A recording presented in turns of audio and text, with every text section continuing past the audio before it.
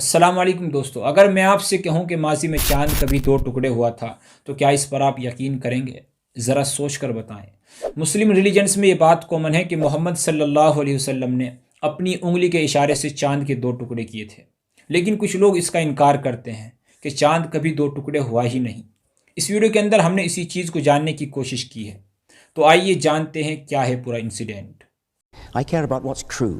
Do you actually believe in your Muslim faith? اقتربت الساعة وانشق القمر، اور چاند پھٹ گیا، شق ہو گیا، دو ٹکڑوں میں منقسم ہو گیا۔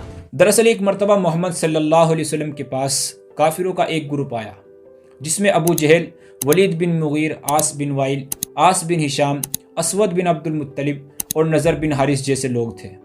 انہوں نے محمد صلی اللہ علیہ وسلم سے کہا، اگر تم ریئلی سچے ہو تو اپنی سچائی کے ثبوت میں چاند دو ٹکڑے کر کے دکھاؤ، اس طرح کہ اس کا ایک ٹکڑا جبل ابو قبیس کی پہاڑی پر ہو اور دوسرا ٹکڑا جبل قیقان پر۔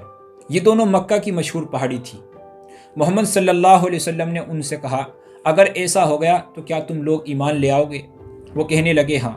وہ رات 14ویں تھی اور چاند آسمان پر پورا جگمگا رہا تھا۔ محمد صلی اللہ علیہ وسلم نے اللہ تعالیٰ سے دعا کی کہ یا اللہ ان کافروں کا سوال پورا کر دے، اور پھر اپنی انگلی سے اشارہ کیا تو چاند اسی طرح سے دو ٹکڑے ہو گیا جس طرح ان کافروں نے کہا تھا، اور فرمایا، اے لوگو تم اس پر گواہ رہنا۔ روایت میں آتا ہے کہ یہ معجزہ 13 اور 14 ذی الحجہ کے درمیانی پیش آیا، جو کہ پورے چاند کی رات تھی، جبکہ کچھ روایت میں 18 ذی الحجہ کا بھی ذکر ہے۔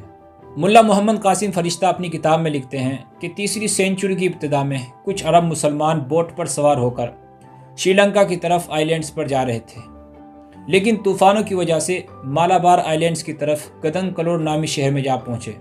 شہر کے حاکم کا نام سامری تھا۔ اس نے مسلمانوں کے بارے میں یہودی اور عیسائیوں سے بہت کچھ سن رکھا تھا۔ وہ عرب مسلمانوں سے کہنے لگا کہ پیغمبر اسلام کے حالات اور ان کی کچھ سمپٹمز بیان کریں۔ ان مسلمانوں نے محمد صلی اللہ علیہ وسلم کی حالات زندگی، اسلام کے اصول و مسائل اور معجزات کے بارے میں کچھ باتیں بتائی، اور تاریخی معجزہ شق القمر کا بھی ذکر کیا۔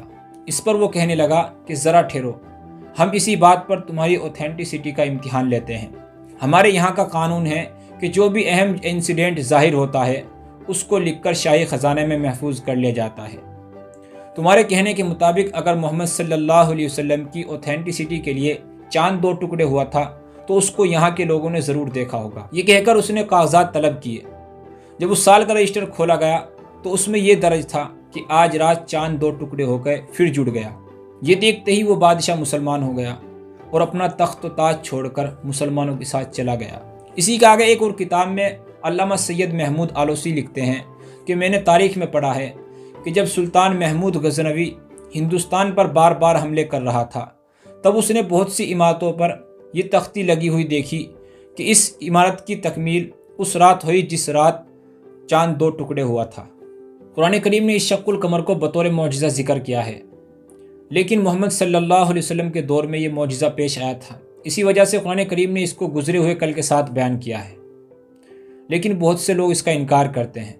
حدیث متواترہ سے یہ بھی ثابت ہے کہ یہ انسیڈنٹ محمد صلی اللہ علیہ وسلم کے دور میں پیش آیا تھا، اور بہت سے جلیل القدر صحابہ جیسے عبداللہ بن مسعود، جبیر بن معتم، عبداللہ بن عباس، انس بن مالک اور حذیفہ بن یمان جیسے صحابی ان روایت کو بیان کرتے ہیں، اور کچھ سائنسدان بھی اس بات کو تسلیم کرتے ہیں کہ چاند ماضی میں دو ٹکڑے ہوا تھا اور پھر جڑ گیا، جس کا الگ ہونا اور پھر جڑ جانا ہر روز ان ماہرین کے آبزرویشن میں آتا ہے۔